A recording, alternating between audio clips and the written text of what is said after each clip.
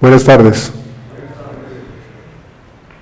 Hoy vengo a contarles un poco acerca de el concepto de impermeabilización, que suena muy obvio para todos, pero que en la industria de la construcción, a pesar de ser un arte milenario, todavía deja mucho que desear y tenemos muchos problemas de paso de agua por nuestras estructuras.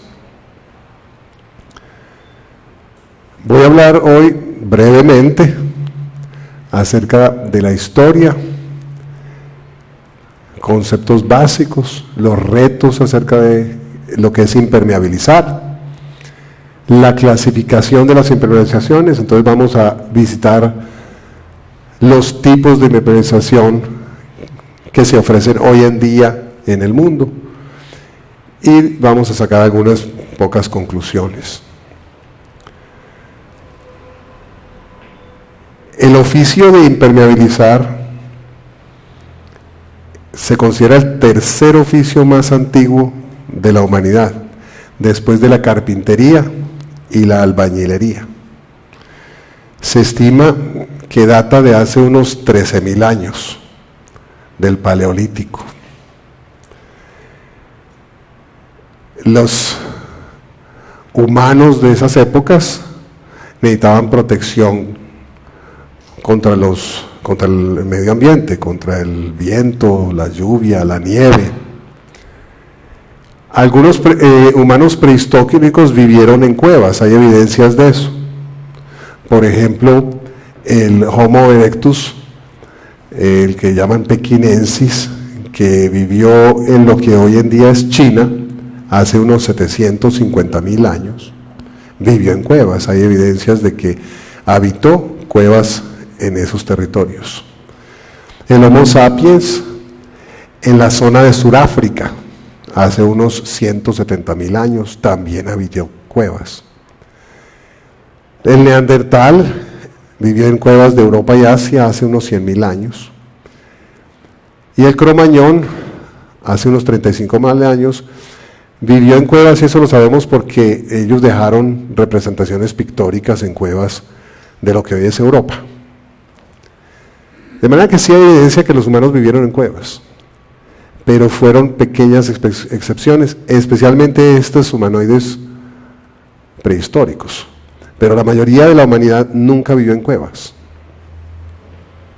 Realmente las cuevas son húmedas, frías, son guaridas de animales, oscuras. No son, en general, un lugar muy habitable. Entonces la mayor parte de la humanidad nunca vivió en cuevas y tenía que improvisar albergues. Más o menos hace unos 10.000, entre 10.000 y 5.500 años antes de la era común, es decir, hace unos entre 12.000 y 7.500 años, se inició lo que se conoce en la literatura como la revolución neolítica, o también la pueden llamar la primera revolución agraria, en donde la humanidad comenzó el paso entre ser nómada y ser sedentaria, creando las primeras, a raíz de la creación de las primeras formas de agricultura. Antes de esto, los humanos vivían recogiendo, cazando el día a día. Pero poco a poco aprendieron a hacer agricultura. Y por primera vez en la historia de la humanidad, entonces había exceso de producción de comida. No era el recoger diario para comer diario. Había que guardar comida. Y eso crea otra necesidad de impermeabilizar, ya no solo para protegerse del medio ambiente, sino también para guardar la comida y evitar que se pudra rápidamente. Tenía que estar en lugares secos. Y esa necesidad va a perdurar en toda la historia humana hasta nuestros días. Paralelamente a todo esto, también se desarrolla el transporte fluvial. más o menos en las mismas eras, entre 10 y 5.000, hace 12 a 7.000 años, empieza a desarrollarse el transporte acuático. Hay evidencias de balsas, inclusive muy anteriores a esa época, balsas, juncos armados, maderos, troncos, pero más o menos a los 8.000 años ya hay fabricación de embarcaciones, realmente más que una balsa. Y entonces también surge la necesidad de impermeabilizar esos elementos, y lo hacían con turba de pantanos, es decir, la brea natural que se encuentra en algunas partes del mundo en forma de pantano. O alquitrán. Alquitrán es es un nombre genérico que describe muchísimos tipos de materiales diferentes, incluyendo el alquitrán de madera. Y diferentes sociedades desarrollaron diferentes tipos de alquitrán. Los egipcios fueron los primeros en construir estructuras monolíticas, hace más o menos unos 5.500 años, o sea, ya, no, pues casi 6.000 años. Ya. Creo que todos han visto, por lo menos en fotografía, las famosas pirámides egipcias. La pirámide de Giza, que es la más grande de las pirámides, es todavía hoy en día el edificio más grande del mundo construido en mampostería. Eso fue construido más o menos en 2550 antes de la era común por el faraón Khufu, que los griegos llamaron Keops. No sé si ustedes conocen algo de la historia de ese lugar de la tierra de Egipto, pero el Valle del Nilo era un valle muy fértil, y precisamente en parte porque el Nilo anualmente desbordaba sus cauces, inunda los alrededores de su cauce, el valle de inundación, y lo mantiene muy fértil. Y hay inundaciones anuales. Y las pirámides quedan prácticamente en la ribera del Nilo, más o menos a unos 10, 11 kilómetros. De manera que ellos impermeabilizaron las cimentaciones. Las impermeabilizaron con emulsiones de alquitrán, reforzados con fibras de juncos, aplicados en capas, una capa en un sentido y otra capa en el otro sentido, cruzado. Estamos hablando de hace como 5.000 años, casi. Cuando las tumbas con el interior de las pirámides se reabrieron en el siglo XIX, adentro estaban completamente secas. Hacer impermeabilización muy eficaz. De manera que uno sí tiene que preguntarse, ¿cómo así que hace casi 5.000 años fabricaron una impermeabilización que es eficaz después de 5 milenios, y nosotros tenemos problemas impermeabilizando una losa encima de un estacionamiento? Algo no anda bien.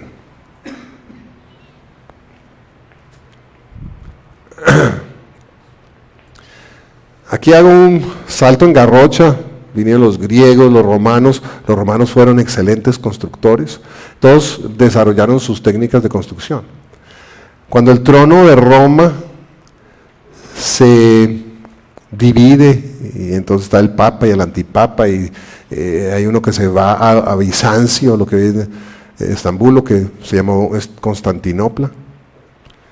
Empieza la decadencia del Imperio Romano, y toda, digamos, la unidad de su imperio se desintegra, y lo que se avanzó durante el Imperio Romano se detiene. Empieza lo que los historiadores llaman el oscurantismo. Y realmente no solamente se frena el desarrollo humano en muchos sentidos, sino que se retrocede. Y todos los avances de los romanos se pierden por casi 1000 años. no viene a ser sino con el Renacimiento y la Revolución Industrial que empezamos otra vez realmente a fluir técnicamente y tecnológicamente. En el siglo XIX hay un desarrollo importante de métodos de impermeabilización y hay mucha investigación e impermeabilización de sótanos, por lo que les decía antes de guardar comida, almacenar cosas. Y hay en la literatura muchos ejemplos de personas que patentaban sistemas de impermeabilización a mediados, finales del siglo XIX. Muchas industrias aparecieron y así desaparecieron. Pero todas utilizaban brea o alquitrán, reforzado con papel, con fieltro, con algo. Y hasta mediados del siglo XX eso es lo que se usaba. Emulsiones bituminosas con asfalto. Empapando papel o telas no tejidas, el fieltro, el famoso fieltro, que es una tela no tejida, y entonces se empapaba con brea, con alquitrán, con asfalto, porque ya a partir del principio del siglo XX se desarrolla propiamente el asfalto, propuesto por un señor de apellido Macadam. Entonces en Argentina al asfalto se le llama el Macadam. Conos en filas de refuerzo. Y entonces el siglo XX ve aparecer una oferta muy grande, especialmente a partir de mediados del siglo XX. En la década de los años 70 y 80 del siglo XX hay una especie de disparo en la tecnología de la impermeabilización. Florecen muchísimas compañías europeas, estadounidenses, orientales, ofreciendo nuevos sistemas. Entonces en los últimos 50, 40 años, más bien 40, 30 años, han aparecido una gran cantidad de sistemas que hoy voy a tratar de resumir en algunas clasificaciones simplificadas, pero realmente la oferta es enorme. Va naturalmente de la mano del desarrollo de la industria química en los últimos 50 años, que realmente también ha sido una revolución paralela a la revolución digital que estamos viviendo hoy. Entonces aparecen emulsiones asfálticas modificadas con polímeros. Ahora, el polímero no es una cosa de finales del siglo XX, es de principios del siglo XX, cuando Leo Baekeland desarrolla lo que él llamaría el primer caucho sintético, y que como él se llamaba Leo Baekeland, lo llamó bakelita. Y quizá algunos de nosotros nos recordemos que los primeros discos fonográficos comerciales eran fabricados con bakelita, que era un plástico denso, pesado, muy rígido, eso se quebraba fácilmente. O sea que el polímero artificial sintético data de principios del siglo XX. Pero es hacia finales del siglo XX donde esos polímeros empiezan a encontrar una utilización popular y masiva en las impermeabilizaciones. Y entonces se modifican las emulsiones asfálticas. Naturalmente eso era lo que venían utilizando, de manera que eso es lo primero que se hace. Pero también se desarrollan membranas propiamente poliméricas, ya no con asfalto. Y de manera paralela y muy importante, no menos importante, es la aparición de reglamentación, de normalización. De manera que se desarrollan en estos últimos 40 años una cantidad impresionante de normas aplicadas específicamente a cada tipo de estas impermeabilizaciones. Porque uno de los problemas en la historia con la impermeabilización es que no están normalizadas. Cada persona proponía algo, era un oficio, se heredaba, pero muchas fracasaban, desaparecían y no quedaba memoria. Y otras se iban degradando porque se perdía el conocimiento del que las desarrolló. Entonces, a finales del siglo XX, esto tiene una actividad normativa, regulatoria muy importante. Y naturalmente, hacia finales del siglo XX y principios del XXI, también entra en esa normalización el problema de protección al ambiente. Muchos de estos sistemas para impermeabilizar no eran, digamos, eficientes en términos ecológicos y podrían, por un lado, ser demasiado onerosos en producción, en energía, en producción de dióxido de carbono y también en contaminación, en contaminantes en el proceso de producción o de aplicación. Hasta ahí un resumen pues de la historia. A mí me gusta siempre que hablo de cualquier tema ponerlo en perspectiva, de dónde viene, cómo es que llegamos hasta donde estamos. De manera que ese breve recuento histórico que nos pone un poco en contexto de lo que vamos a ver. Pero ¿de qué estamos hablando? Vamos a ver algunos conceptos básicos. Obviamente la impermeabilización, todos intuitivamente sabemos que es un sistema que evita el paso de agua. Pero no se nos puede olvidar que también estamos hablando de gases. Entonces no solamente líquidos, sino gases. Tenemos que impermeabilizar muchas veces contra gases también, como vamos a ver enseguida.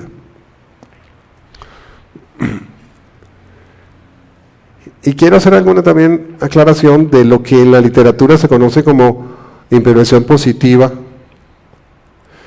que es aquella en la que los líquidos o los gases están separados del elemento que se quiere hacer impermeable por el sistema de impermeabilización. De manera que el sistema se encuentra entre los líquidos y los gases y el elemento por impermeabilizar. La impermeabilización negativa, por otra parte, es aquella en donde el impermeabilizante se encuentra después, de manera que los líquidos y gases pueden pasar a través del elemento, pero no llegar al otro lado. Por ejemplo, es común en la construcción que tengamos que hacer sistemas de contención de tierras que deben ser fabricados sin retirar la tierra primero. ¿Qué quiero decir con esto? Si uno va a hacer un sótano en un edificio y tiene el espacio alrededor y la topografía lo permite, es usual entonces que uno sobreexcave, haga una excavación grande más allá del límite de la edificación, construya el muro de contención que no tiene tierra por ninguno de los dos lados, prepare entonces la impermeabilización de forma positiva y luego rellena otra vez el suelo contra el muro. No hay problema. Pero hay veces en que eso no se puede hacer. En nuestra topografía aquí en Medellín, eso es un caso muy usual. Y nos toca construir las impermeabilizaciones sin quitar la tierra, perdón, las contenciones sin quitar la tierra. Entonces lo hacemos con sistemas de tabla estacados y otros sistemas, donde primero ponemos el sistema de contención y luego quitamos la tierra de un lado. De manera que no es posible meterse al otro lado donde está la tierra e impermeabilizar el muro. Entonces nos lo toca impermeabilizar por el lado que llamamos negativo.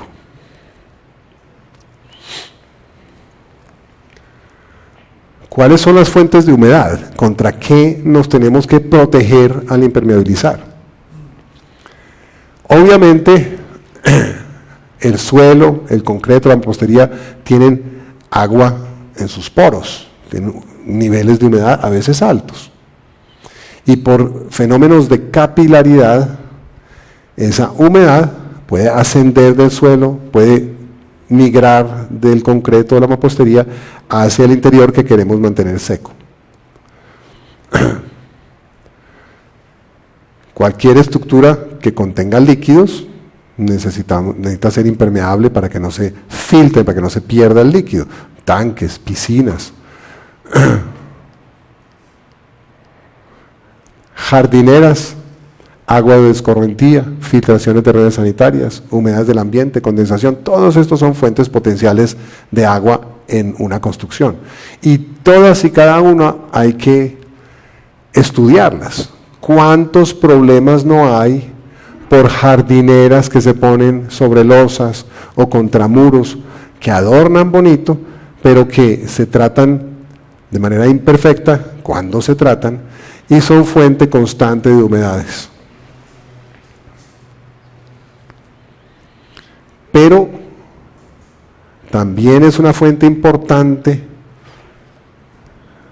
de digamos, potencial peligro para la salud, fuera de los líquidos que pueden causar mohos y hongos y otras cosas, los gases. Y de hecho, existe en el planeta una amenaza radioactiva. Esta amenaza radioactiva se puede dividir entre artificial y natural. Y fíjense en esos números.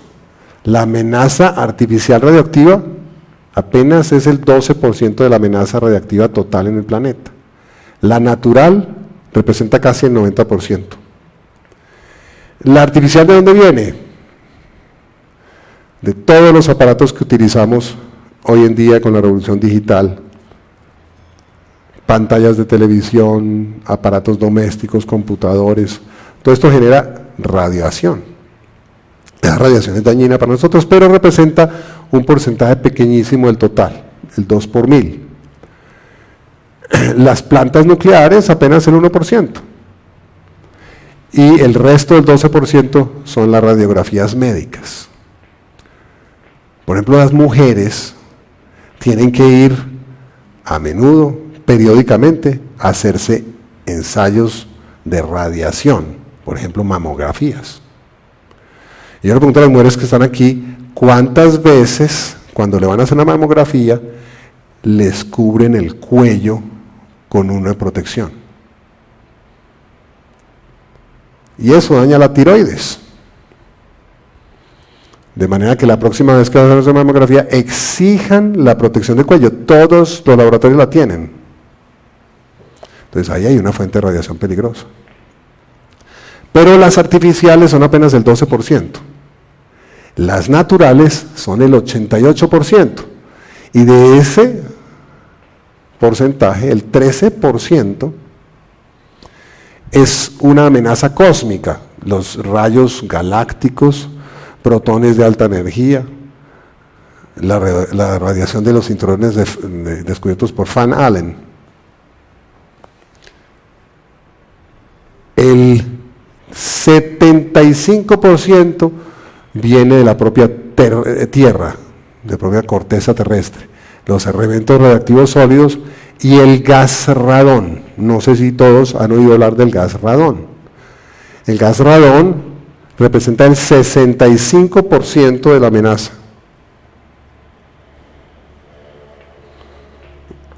El 65% de la amenaza. Gas radón. Es un gas radioactivo, incoloro e inoloro, muy volátil, que se encuentra de manera natural en casi todos los suelos.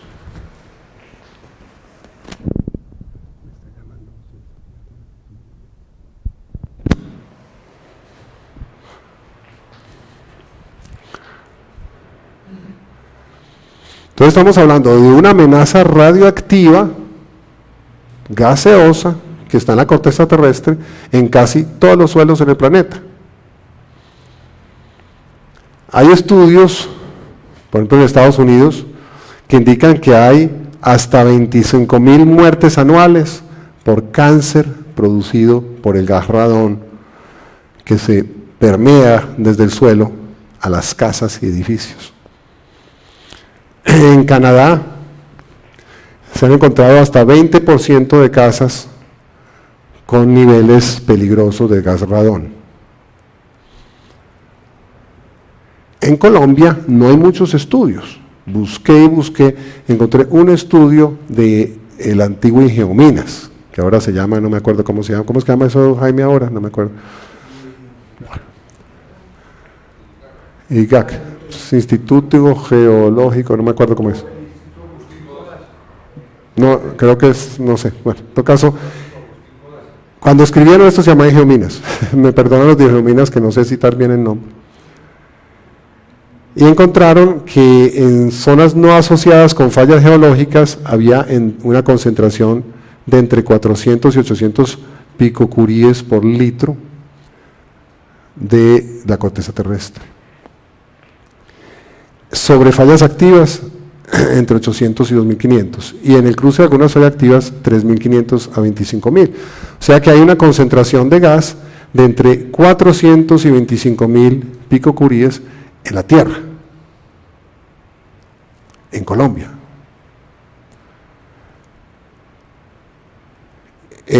La concentración máxima segura dentro de una casa es de 4 picocuries por litro. De manera que uno sí se pregunta, si nosotros tenemos unas concentraciones que se miden entre 400 y 25.000, y en una casa se necesita apenas 4 para que empiece a ser peligroso, estamos descuidando algo. Cuesta entre 200 y 300.000 pesos un aparato de medición radioactiva para no saber si en su lugar de habitación tiene niveles peligrosos, pero no se consigue en Colombia fácilmente. Esto es una fuente de peligro que ni siquiera está reglamentada por el gobierno nacional. Si usted va a vender una casa en Inglaterra y no muestra un certificado de niveles de gas radón, no la vende. Lo mismo en Estados Unidos, en Australia, en Japón. Entonces aquí tenemos un frente muy descuidado de amenaza. De manera que entre los retos que tenemos es la impermeabilización en edificios, empezando por cimentaciones y sótanos. Hace mucho, cuando yo aún tenía pelo, estuve muy involucrado en la industria de la construcción, fuera del país. Y no había una cimentación, así fuera una casa de un piso, construida sobre un suelo medianamente bueno, que uno pudiera simplemente vaciar una losa encima. Nunca la vaciaba sin poner algo de impermeabilización, membranas plásticas, algo que impermeabilizara antes de poner la losa. Entonces nosotros debemos impermeabilizar cimentaciones y sótanos. Hoy en día en nuestras ciudades, atestada ya de gente, yo hoy me enteré de una cosa que yo no estaba consciente. En el 2005, el censo del 2005, el Valle de Aburrá mostró que el Valle de Aburrá estaba ya cercano a los 4 millones de habitantes. La proyección al 2015 es que hoy hay 6,5 millones de habitantes en el Valle de Aburrá. Y eso lo estamos viendo, ¿no? Estamos viendo en el desarrollo impresionante de todos nuestros municipios en construcciones en altura. Y esas construcciones en altura tienen a veces 2, 3, 4, 5 sótanos, sin impermeabilizar.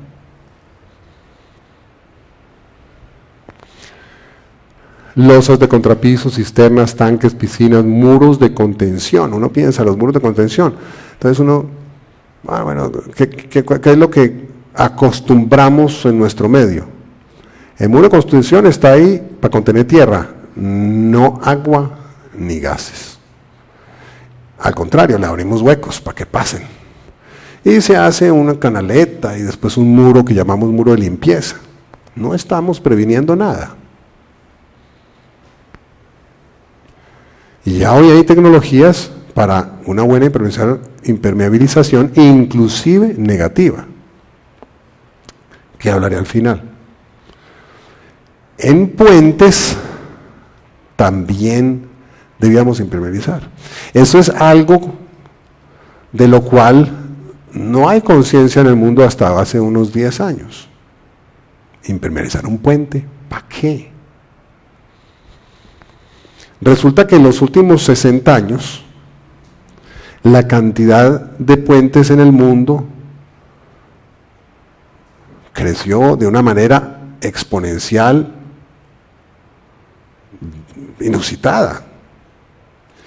Los países más desarrollados tienen hoy en día, en el principio del siglo XXI, una infraestructura de carreteras y puentes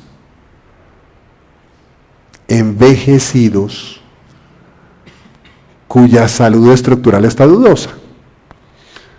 No hace mucho vimos unos videos muy impactantes de un colapso de un puente importante en una ciudad bien poblada de los Estados Unidos. Entonces esa infraestructura envejecida está haciendo pensar en los diseñadores, hombre, estamos ignorando un problema de durabilidad importante. Y en los puentes de concreto, la salud estructural depende de evitar la corrosión del acero de refuerzo. De manera que hoy en día se está implantando en todo el mundo la impermeabilización de los tableros, porque los carros traen arena. En los países que tienen estaciones riegan sales para evitar el congelamiento de la vía. De manera que hay sal exprofeso sobre los puentes. Y aquí en nuestro país pues tenemos zonas muy húmedas, pues tenemos muchas quebradas y muchos ríos, y ahí están los puentes, donde hay mucha humedad. De manera que es bien importante eso también. Por salud de los humanos, por durabilidad de nuestras estructuras y naturalmente por estética. Si uno construye un edificio que va a ser un bien patrimonial público-privado, la estética es una función que es parte del diseño de los ingenieros.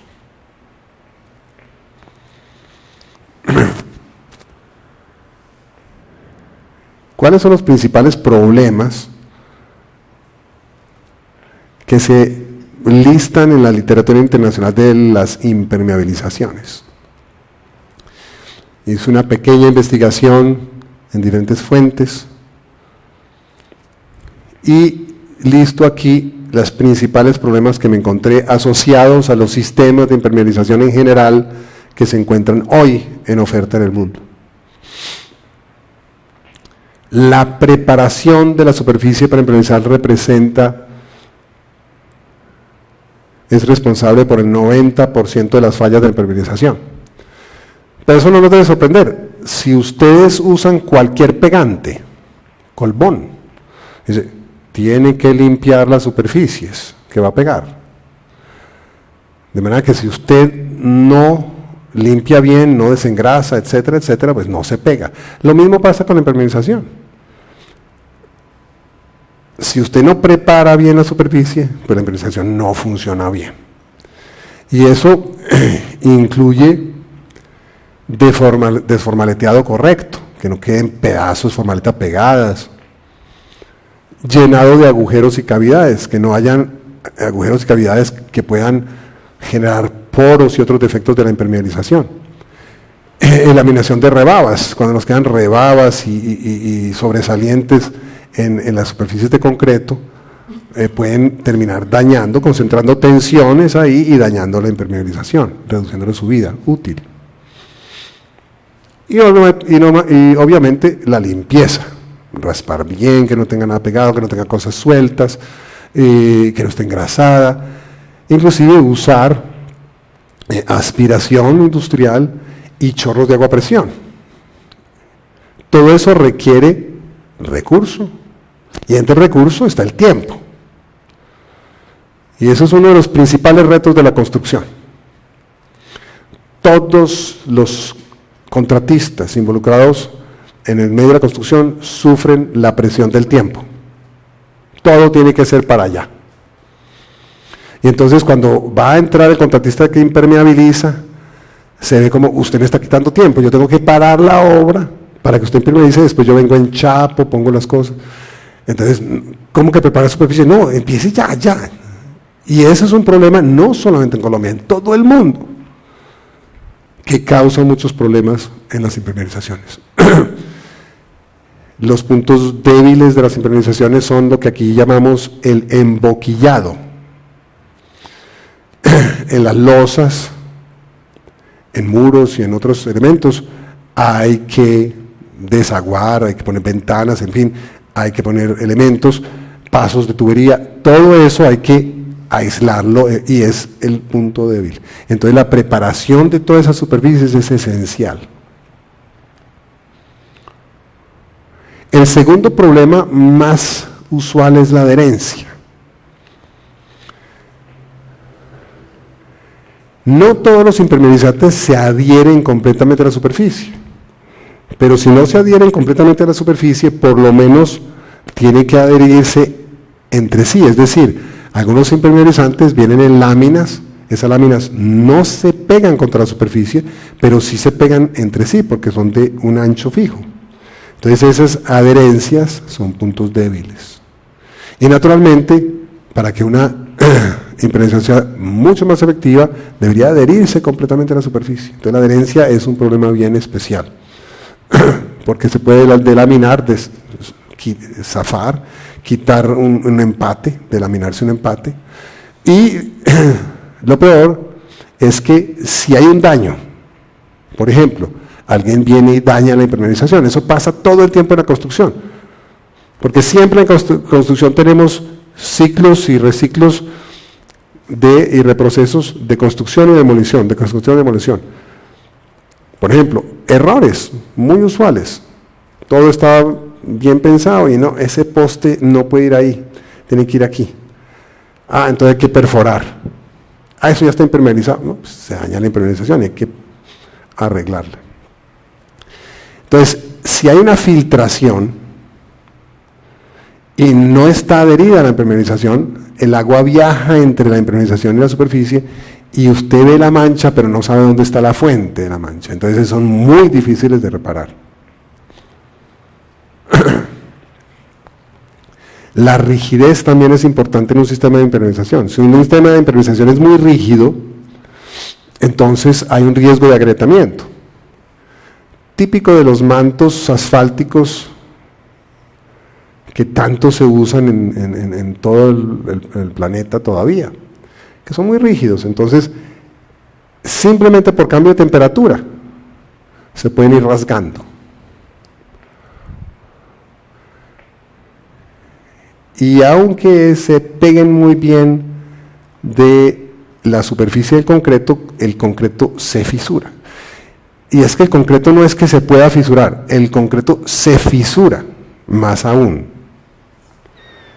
Uno pone barras de acero dentro del concreto porque el concreto no es bueno para resistir tracciones. Entonces el concreto va a resistir la compresión y el acero la tracción. Eso significa que en todo elemento de concreto que trabaje bajo carga y que tenga tensiones de tracción, tiene que haber fisuración del concreto para que funcione el acero. De manera que, por definición, si el concreto estructural no es postensado o por menos preesforzado en general, siempre se va a fisurar, siempre.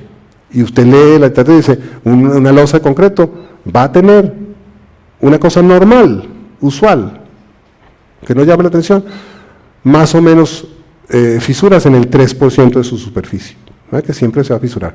Y si usted tiene una impermeabilización adherida al concreto y el concreto se fisura y esa impermeabilización es rígida, se va a fisurar la impermeabilización también. Y eso pasa todo el tiempo. Otro problema son las juntas y traslapos, que obviamente son puntos débiles y entonces puede fallar por ahí. Y es difícil controlar la calidad en el sellado de todas esas juntas y traslapos de mantos impermeables. Porque cuando uno instala 2.500, 3.000 metros cuadrados, ¿cuántos metros lineales de juntas y traslapos hay? El quinto problema son las especificaciones. Aquí debe haber muchos ingenieros. Y ustedes habrán leído especificaciones en planos. ¿Cuándo leyeron una especificación de impermeabilización? Casi nunca las hay. Casi nunca se ponen. No se escribe en ninguna parte, ni siquiera hay que impermeabilizar nada. Entonces ese es un problema. No se incluyen especificaciones detalladas ni siquiera en documentos contractuales. Usted contrata a un contratista para que le haga una impermeabilización, hace un contrato y en el contrato dice objeto, impermeabilizar. Pero ahí en el contrato, ni siquiera ahí en el contrato, hay una especificación detallada cómo lo va a hacer, con qué material específicamente, de qué características, de qué propiedades, es elongable, no es elongable, no dice nada, con qué procedimiento. Entonces ese es un problema que va a causar daños. Y en general hay falta entonces de control de calidad, porque si no hay especificaciones, ¿cómo controlo la calidad? Yo cómo sé exigir si no sé qué es lo que están poniendo. Muy bien, eso con respecto a los retos que tenemos en la impermeabilización. Vamos a visitar ahora qué se ofrece en el mercado, cuál es la clasificación, cuáles son los tipos de impermeabilización que hay en el mercado. Esto es una clasificación que hice yo, de manera que hay muchas en el mundo. Usted busca en la literatura, algunos hablan de rígidas y flexibles, otros hablan de tipos de impermeabilización por durabilidad, otros por esto, ¿verdad? A mí me pareció, agrupando todos los tipos de clasificaciones que he visto, que esto refleja más o menos el estado del arte de lo que se ofrece hoy. Y en ese sentido podemos hablar de una impermeabilización intrínseca y una extrínseca.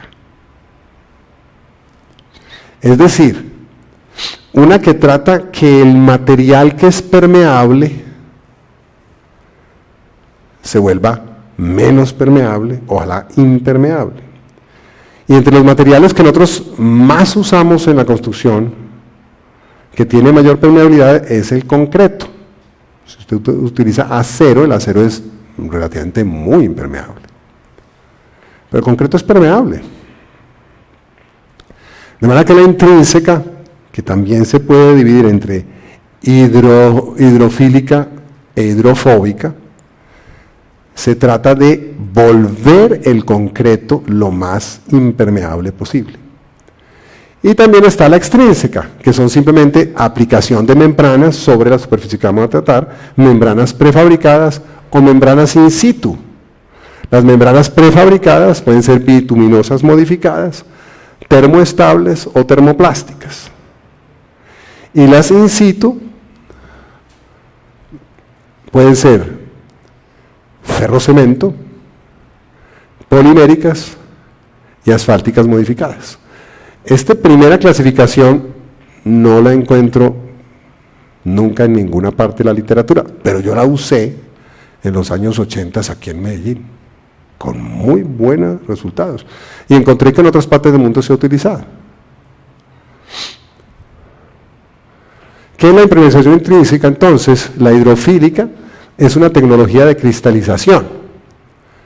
Yo tengo un concreto, todo concreto tiene poros, y en esos poros hay líquido. No es agua, es agua con sales, generalmente hidróxido de calcio, que es un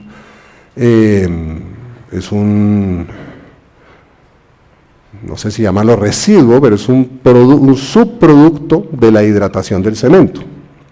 Siempre hay hidróxido de calcio ahí. Y puede haber ácidos, puede ser otras cosas. Siempre hay poros en el concreto. Entonces la idea es una tecnología de cristalización donde uno le introduce al concreto un compuesto que va a reemplazar ese agua haciendo una reacción química de cristalización con cristales insolubles. Una vez se forman, reaccionan con el agua, no son solubles, sellan los poros.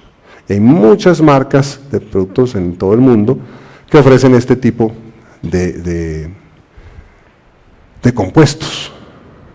La hidrofóbica lo que trata de hacer es introducir al concreto unos ácidos que son grasos, se meten en los poros del concreto y bloquean el paso del agua, repelen el agua.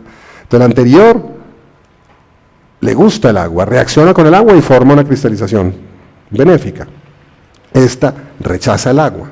Son ácidos grasos que la bloquean los poros para que el agua no pase. Y ambas tienen grados diversos de eficiencia. Fuera de eso toma tiempo. Usted forma el concreto con este compuesto y con el tiempo se va impermeabilizando. Entonces toma tiempo.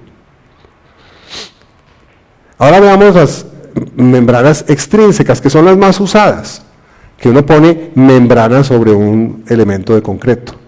Una membrana prefabricada, por ejemplo la bituminosa modificada, que es la que ustedes ven todos los días en las construcciones, que es una lámina de color oscuro, casi negro, que por un lado viene con tratamientos superficiales o no. Puede tener un tratamiento profesional que es un granillado, un agregado con alguna pegante que lo adhiere a la lámina, o aluminio u otras cosas, por un lado, para reflejar calor, etc. Son sistemas emparedados, como les digo, tienen algún alma, papel, fieltro, se usaba mucho, hoy en día son algunas mallas de polímeros, tiene el bitumen o el asfalto, que viene del petróleo, y puede tener otras capas, como las capas granulares y todas esas cosas. Combinan asfalto con modificadores, generalmente poliméricos, para mejorar su durabilidad y otras características. Vienen generalmente reforzadas con fibras, muchas veces son fibras de vidrio.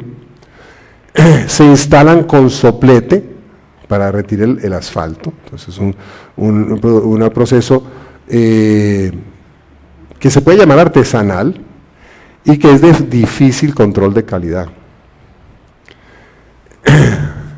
La durabilidad entonces es limitada. Y eso no es un secreto, nadie está estafando a nadie. Eso no es un secreto, eso es un método que no es muy costoso, es relativamente fácil de instalar, pero no dura mucho. En la mayor parte de los países industrializados se considera una impermeabilización temporal. Aquí se ha convertido en la impermeabilización por defecto. Entonces, en la inmensa mayoría de los casos es lo que usamos, y solo se usan otras metodologías en casos muy específicos y notorios. Y hay riesgo de agrietamiento porque es más bien rígida, es muy rígida. Las membranas termoestables, por otra parte, son cauchos sintéticos, son polímeros reticulados o vulcanizados. ¿Qué quiere decir esto? Que químicamente forman unas retículas, se vulcanizan. Y las retículas no se deshacen. Entonces, una vez que se fabrican, son estables. Entonces, no es como el otro que se derrite fácilmente con el calor. Obviamente, para muy altas temperaturas, pues perderá su rigidez. Pero no es fácil hacerlo, ni químicamente se deshacen fácilmente. Es una unión química irreversible, generalmente son no adheridas, o se adhieren utilizando pegantes, no calor. Como la membrana de etileno propileno dieno, que se utiliza muchísimo en los Estados Unidos, o las membranas de polietileno clorosulfonado, que se conoce con una marca que se hizo muy famosa, que se llama Hypalon. Esta membrana tiene unas propiedades muy buenas, es más bien elástica, es buenísima, es la que se usa para hacer botes inflables, esos botes que también se conocen con la marca Zodiac. Como todo lo que es muy bueno, o es pecado o hace daño. Entonces el Hypalon ya es difícil de conseguir porque el impacto ambiental de la producción de Hypalon es muy alto, muy alto. Y es una membrana muy buena. Y ya casi nadie la ofrece. Sin embargo, se usa. El problema es que no se pega, no se adhiere a la superficie. Las uniones, eso viene en anchos fijos, entonces se traslapan y se pegan con pega. Y todo proceso de pega es manual. Se puede hacer con máquinas. Los botes se hacen con máquinas, pero usted no lo hace con máquinas en un techo. El techo no puede subir una máquina que le va a sellar eso lo hace a mano, como se muestra aquí. Y esas tienen problemas. Y están las termoplásticas. Las termoplásticas Se parecen muchísimo a las termoestables, pero esas sí tienen un vínculo químico reversible. No son reticulados ni vulcanizados, entonces la unión química es reversible con calor o con solventes. No son adheridas, las uniones se hacen, aquí hay un error, no se hacen con pegantes. Bueno, en algunos casos se puede hacer con pegantes, pero algunas de estas membranas no tienen pegantes eficientes conocidos, que duren. Entonces generalmente se pegan con calor y solventes o simplemente calor, lo que es un proceso realmente muy barato, y se pegan con calor. El PVC, el cloruro de polivinilo, es una membrana, es un material con que se hacen las membranas de estas termoplásticas que se pegan con calor, y las hemos especificado para cosas como las piscinas.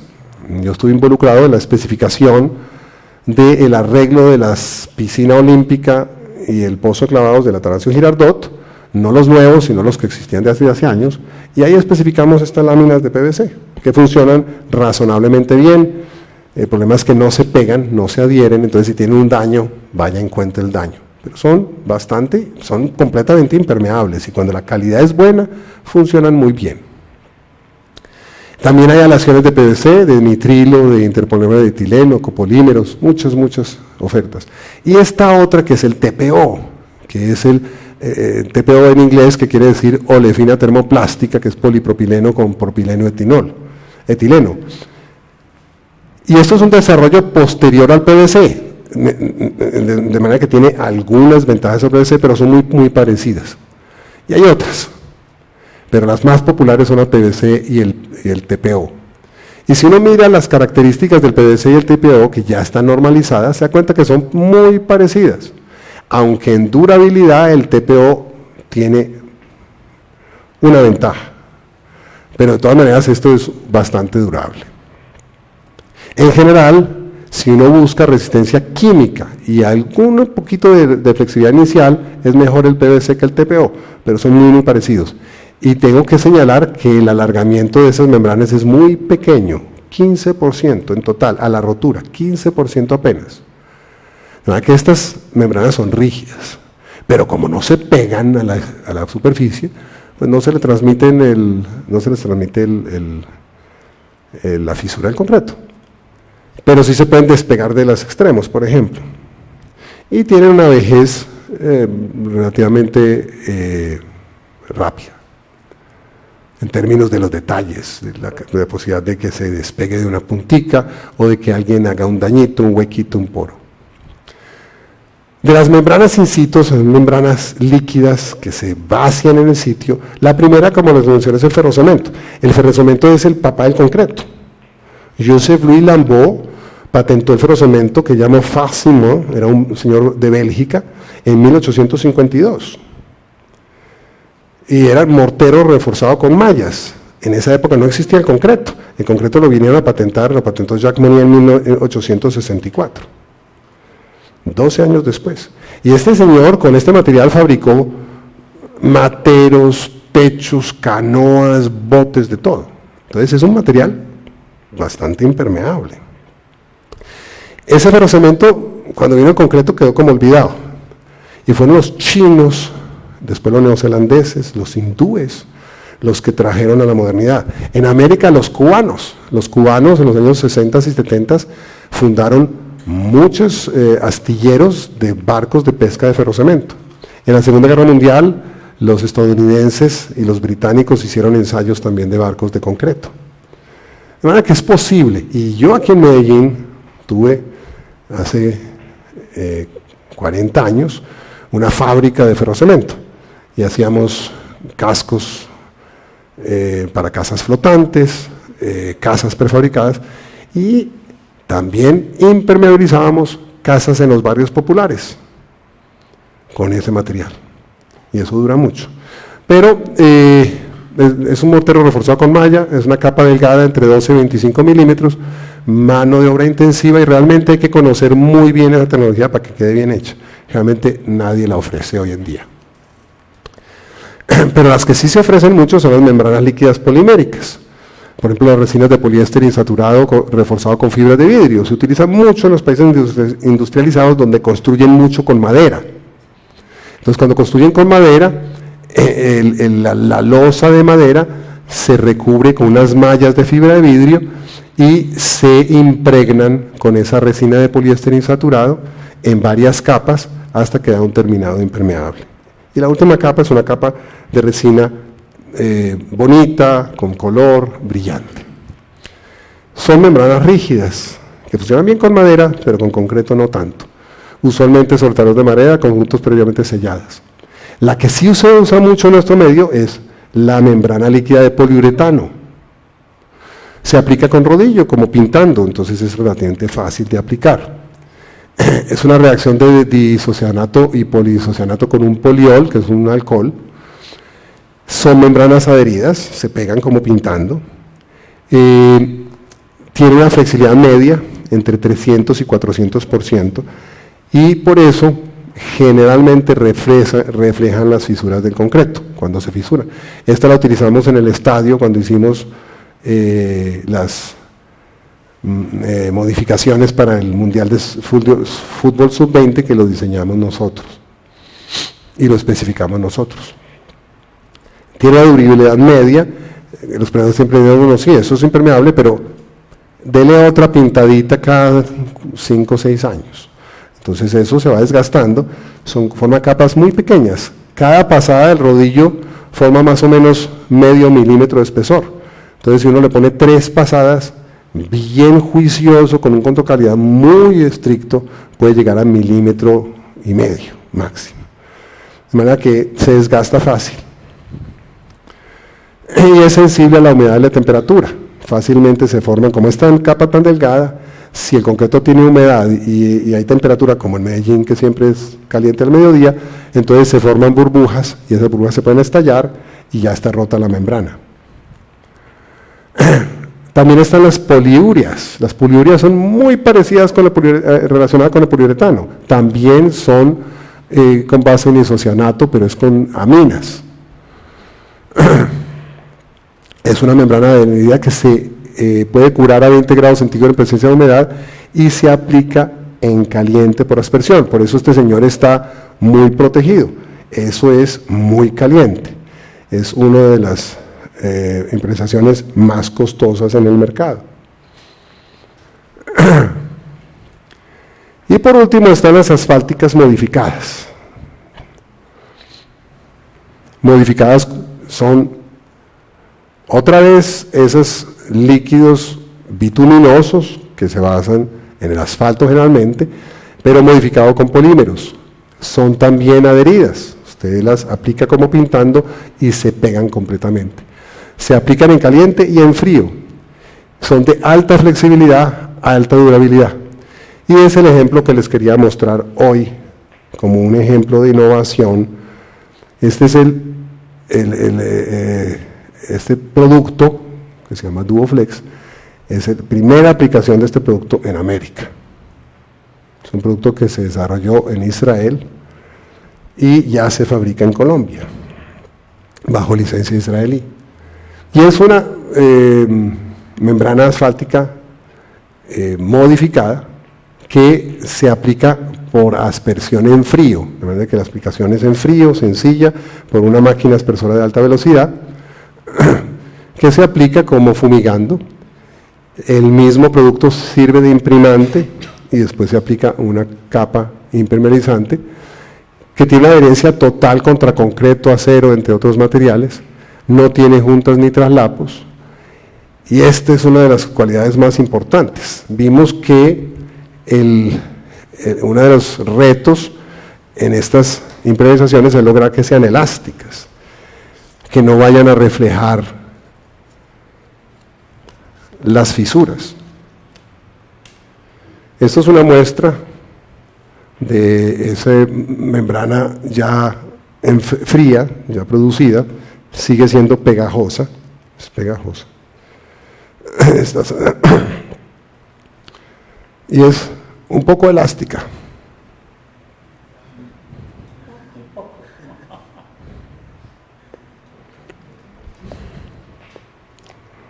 Entonces esa es una de las principales cualidades que tiene. Pero naturalmente recuerden que el primer problema en todo el mundo es la adherencia. Y esto es aún pegajoso. Tengo que ponerlo en ese papel encerado porque si no se pega de todo, el papel de todo. Entonces esto, la primera cualidad es que se adhiere completamente. Entonces es como si usted fundiera un caucho completamente sobre el concreto. Y por lo tanto no tiene juntas ni tralapos, pero miren ustedes qué elasticidad tiene eso. Tiene por lo tanto una alta resistencia al punzonamiento.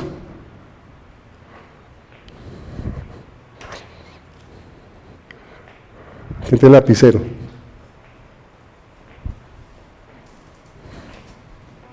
Venga, Jaime.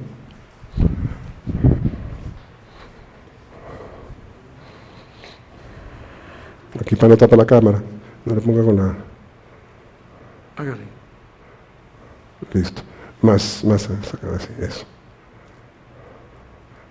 Entonces miren todos. Y no se punzona. No se punzona.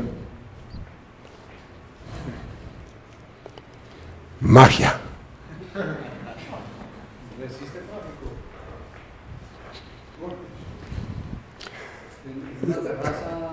Les solicito que las preguntas las dejemos enseguida, que ya voy a terminar y entonces atendemos todas las preguntas que tengan de este y otros productos. Por favor, no se le olvide la pregunta, que es importante. ¿Le parece? Y así terminamos, pero no se le olvide la pregunta. Como se aplica con aspersión de alta velocidad, que es como una pintura, entonces se puede aplicar en superficies de cualquier forma. Esta es una típica muro de contención tabla estacado, de los que decía se hacen las pilas en la tierra y luego se quita la tierra, y entonces forma eso muy irregular. Esto es una foto en Tel Aviv, en Israel, y ahí pueden haber anclajes. De hecho, esto es en Bogotá, una losa muy grande que tiene anclajes de todo tipo. Entonces es una losa de esas típicas de un edificio que va a tener juegos de niños, pista de trote, jardineras, bancos, postes de luz, de todo. Entonces tiene un montón de anclajes y se impermeabiliza con todo de anclajes. Funciona bastante bien. Otra de las cualidades importantes que tiene es que es algo que se puede aplicar en concreto independientemente de qué tanta humedad haya en el concreto. Y eso es porque, vamos a ver más adelante, esto se aplica con mínimo 4 milímetros de espesor. Entonces es gruesita. Y tiene una masa importante que se opone a la presión del vapor para formar burbujas. Seca al tacto en 10 segundos. Eso pasa por ahí, y en 10 segundos usted hace así, ya no se unta. Está pegajosa, pero no se unta. Tiene una altísima durabilidad, que tiene que ver con su pregunta. Una altísima durabilidad. Es apto para superficies horizontales y verticales. De hecho, en muros de contención uno puede aplicar hasta 4 metros mínimo sin andamios. Y se aplica con espesores de entre 4 y 10 milímetros de espesor, dependiendo de la necesidad.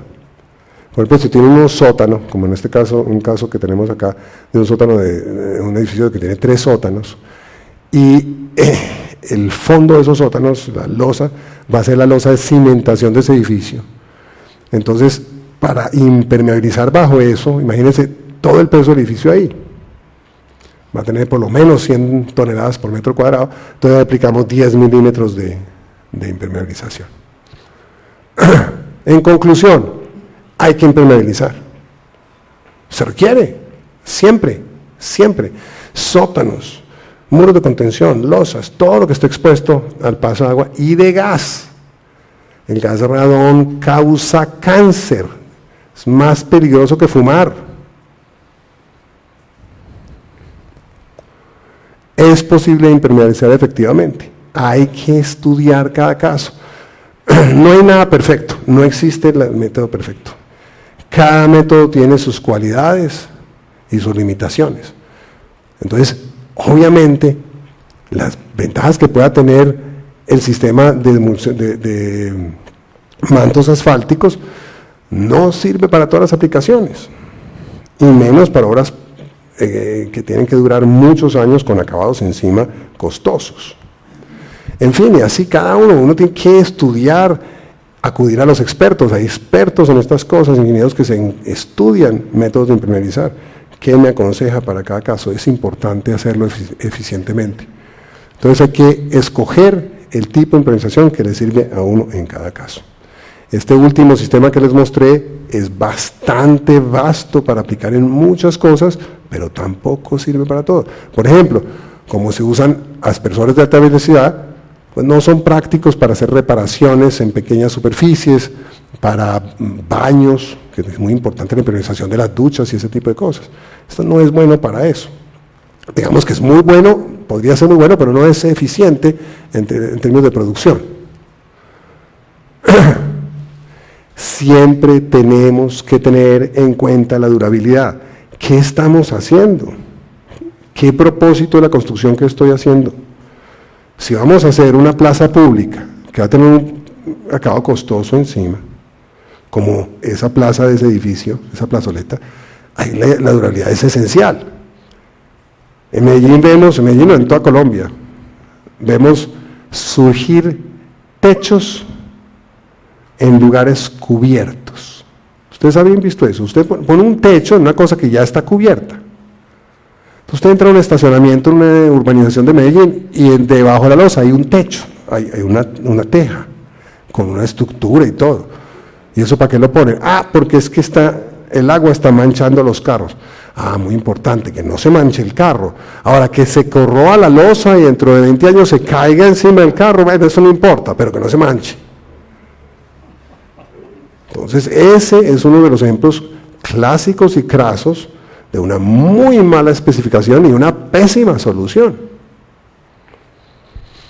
Tenemos que especificar las impermeabilizaciones, pensarlas. Especificar significa pensar qué vamos a exigir para poder controlar esa exigencia.